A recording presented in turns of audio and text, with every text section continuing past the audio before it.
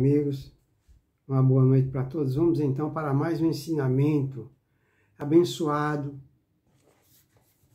que hoje virá através do livro Fonte Viva, do nosso abençoado Chiquinho de Jesus. Antes, porém, não nos esqueçamos de amanhã prestarmos a nossa homenagem ao Chiquinho de Jesus, o espírito mais evoluído que pisou aqui em terras brasileiras, não é?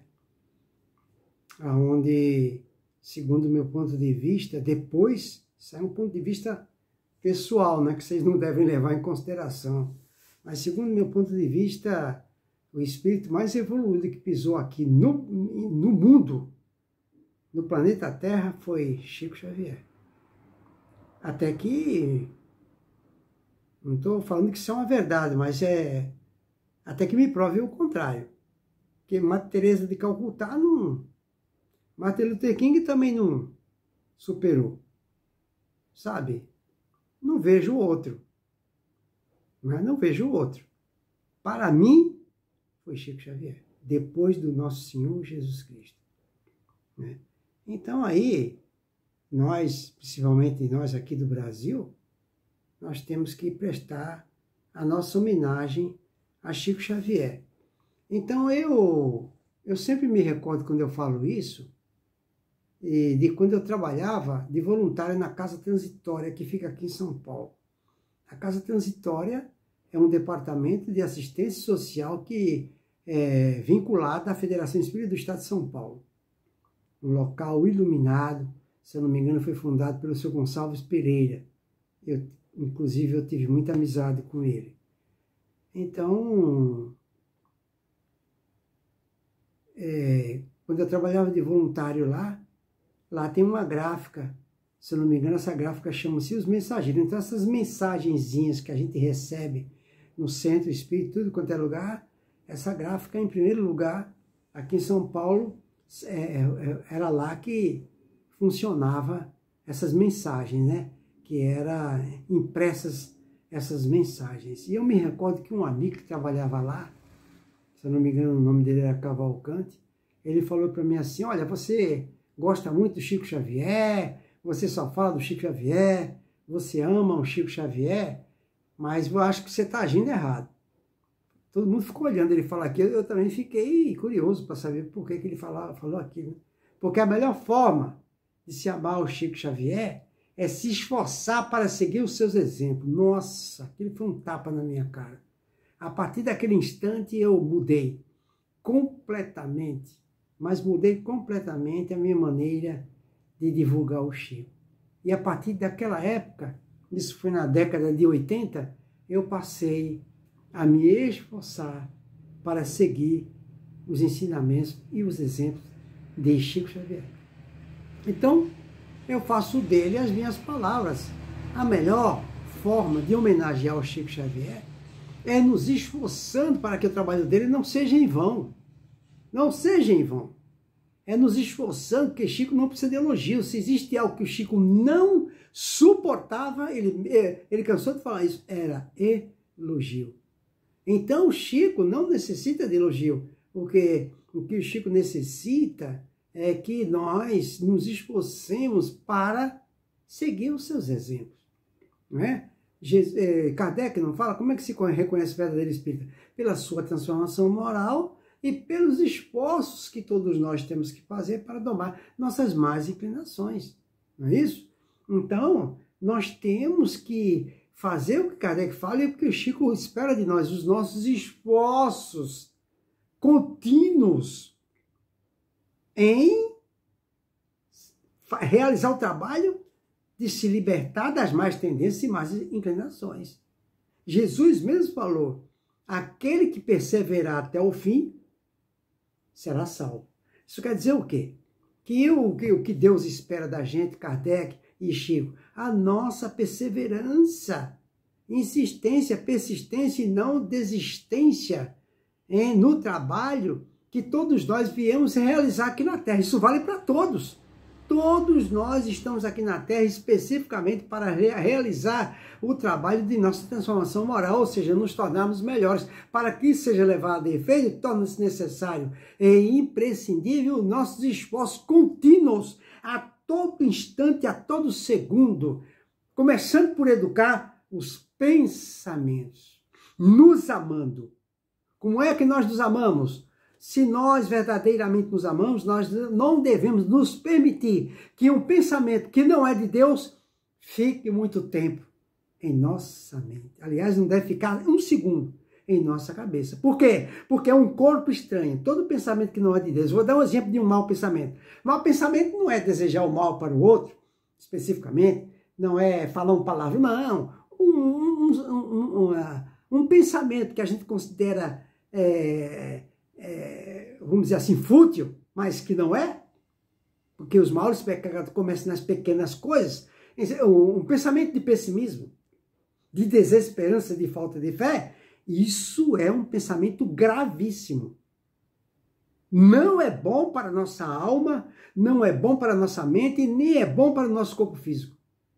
É prejudicial, porque isso pode ir crescendo. Então, o que vai acontecer? Então, se eu me amo, eu não devo me permitir que um pensamento que não é de Deus, que é o pessimismo, ele ganhe força dentro de mim. Porque é um corpo estranho dentro de mim. É uma patologia, é uma energia mórbida. É isso. Esse é o trabalho que a gente tem que fazer aqui na Terra. Não nos permitir que algo que não é de Deus fique dentro da gente. É isso, esse é o trabalho que a gente vem fazendo. E de tanto a gente fazer isso, a gente vai terminar, não é? Adquirindo uma luz, não é? Ratificando o que Jesus já nos dissera, faça-se luz, brilhe a tua luz. Estamos fazendo isso? Temos que perguntar isso para a nossa própria consciência. Eu vejo isso como mais importante que frequentar qualquer religião. Mesmo porque todas as religiões nos direcionam para essa consciência, para essa tarefa que eu estou transmitindo para mim e para vocês. É isso. Estamos fazendo isso? Não é um trabalho eventual, isso é a cada segundo. Porque a cada segundo nós somos visitados por forças trevosas, por forças contrárias, por forças dos contrários, que querem nos induzir a uma desesperança, a um desânimo. Uma das piores coisas que pode existir na face da Terra chama-se desânimo, depressão, síndrome de pânico, falta de segurança, pessimismo, melancolia, complexo de inferioridade. Tudo isso são energias contrárias ao amor de Deus. Isso é um câncer terrível para a nossa alma e para nós. Nós não devemos nos permitir que essas energias fiquem muito tempo dentro de nós. Essa que é a grande verdade. Essa é a verdadeira homenagem que nós podemos fazer a Chico Xavier. Porque ele nos deu o exemplo, desde o dia que chegou, na condição de criança, passando por intenso sofrimento, onde ele tinha que recorrer à sua mãe no quintal da sua casa que se materializava para ele, para adquirir a força necessária para suportar suas provas tão benéficas para a sua própria evolução espiritual. Provas inevitáveis na vida de qualquer um de nós. Essa que é a grande verdade. Essa que é a grande verdade. Mas, enfim, abrindo aqui, eu leio esse livro abençoado, que é Fonte Viva. Se você tem esse livro, consulta esse livro. Pega agora, vá no capítulo 50. Nesse capítulo 50 tem um título, que é a lição de hoje, que chama-se Avancemos, que é uma passagem bíblica. Essa passagem bíblica está em Filipenses. Se você tem a Bíblia, muitos dos nossos amigos que estudam a doutrina de Jesus conosco são evangélicos, católicos, que Deus é que tem, que gosta de consultar a Bíblia. Então vá lá, pegue sua Bíblia, vá lá, abra em Filipenses, capítulo 3, versículo 13. Filipenses, capítulo 3, versículo 13. Paulo de Tarso nos diz: irmãos, quanto a mim, não julgo que haja alcançado a perfeição, mas uma coisa faço, e é que, esquecendo-me das coisas que atrás ficam, avançam para as que se encontram diante de mim. Olha aqui, que ensinamento de Paulo de Tarso maravilhoso. Eu não tinha lido isso aqui ainda. Vá lá, meu irmão, minha irmã, consulte a Bíblia. Vai lá, abre em Filipenses, capítulo 3, está escrito assim, eu vou repetir, ó. Irmãos, olha o que Paulo de Tarso fala para os filipenses. Irmãos, quanto a mim, não julgo que haja alcançado a perfeição. Olha como ele era humilde, hein? Ele ainda não havia alcançado a perfeição. Aí ele fala, mas uma coisa faço. Mas uma coisa ele fazia, vamos ver o que é. E é que, esquecendo-me das coisas que atrás ficam, então ele tinha esquecido das coisas ruins que ele fez, que não foram por maldades, mas por causa do estágio evolutivo em que ele se encontrava. E é importante salientar isso. Ninguém na Terra comete mal. Porque na Terra não existe ninguém mal nem má. Eu vou repetir que isso é muito profundo. Na Terra ninguém pratica o mal. Porque Deus não fez ninguém mal. Nós não somos maus. Nem aqueles que cometem crime de ouro. Nós não somos maus. Vou repetir. Nós não somos maus. Nós estamos maus. É uma condição temporária. E por que isso acontece? Porque estamos mal. Não é só aqueles que cometem crime hediondo, não. Eu e você, nós quase que diariamente cometemos mal. Mas isso significa que nós somos mal? Não, nós estamos mal. E por que a gente pratica o mal? É muito simples a resposta. Elementar. É por causa do estágio evolutivo atual em que cada um de nós nos encontramos. Só por isso. Só por isso. Não tem outra explicação. Mas, conforme o tempo vai passando, conforme eu vou lutando para me libertar de minhas próprias mazelas, eu vou realizando com esse trabalho o que Jesus falou, faça-se luz, brilha a tua luz. Olha o que Jesus falou para nós. Olha a receita que ele nos deu para a nossa felicidade. Faça-se luz, brilha a tua luz. Então nós somos uma joia preciosa. Só que, lamentavelmente, a nossa joia que somos nós, estamos com a tonalidade opaca. Está faltando, através dos esforços contínuos, nos fazermos luz, brilhar a nossa luz, para que aí a nossa preciosidade ganhe valor, através dos nossos esforços. Como Paulo de Tarso falou, ele não olha para trás. Para o seu passado, o que ele fez de errado, ele não olha para isso. Porque ele sabe que ele fez isso, porque ele estava mal, ele não era mal. Ele matou centenas e milhares de cristãos. Porque ele entendia que aquele seu trabalho, que ele considera era um trabalho, ele estava agindo corretamente. Quando ele percebeu que ele fazia aquilo por causa do estágio evolutivo atual que ele se encontrava, ou seja, ignorância, que ele descobriu Jesus com outra pedagogia, com outro ensinamento, que era a pedagogia do amor, aí ele falou, epa, ele reflexionou, ele falou, tem coisa errada aqui. Eu aprendi errado. E fui fiel e leal aos conceitos que eu defendia, à cultura que eu defendia. Fui leal. Mas agora eu descobri que estava equivocado. Agora eu vou fazer o trabalho certo, que é seguir a pedagogia do amor. Que é a personificação do nosso Senhor Jesus Cristo. Aí ele passou a não olhar mais para trás. É o que ele fala aqui, olha que Paulo Tarso fala em Filipenses capítulo 3, versículo 13. Irmãos, quanto a mim, não julgo que haja alcançado a perfeição, mas uma coisa faço, e é que, esquecendo-me das coisas que atrás ficaram, eu avanço, para que as que se encontram diante de mim. Então o foco dele era na frente, para as coisas que se encontravam diante dele, ou seja, os obstáculos que iriam surgir em suas vidas, ele estava preparado para sobrepujá-los, para superá-los. É isso que todos nós temos que fazer. Nós não podemos olhar para trás e ficar pensando no que a gente ou fez ou deixou de fazer. Não, o que importa é o que eu estou fazendo agora. E o que eu preciso fazer doravante. É isso.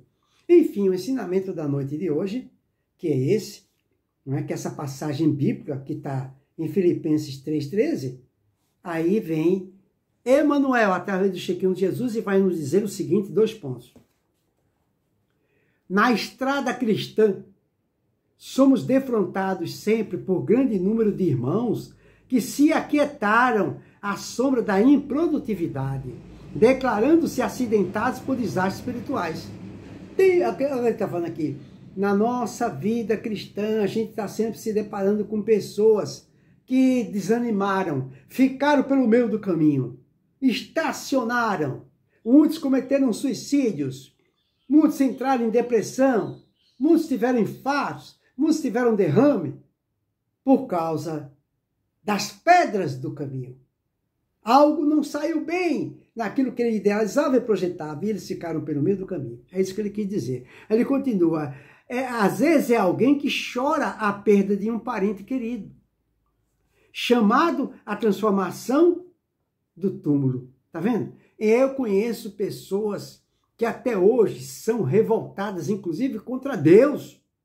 Conheci vários e conheço vários, porque perdeu uma pessoa que a amava, mas não perdeu, ninguém se perde. A vida continua.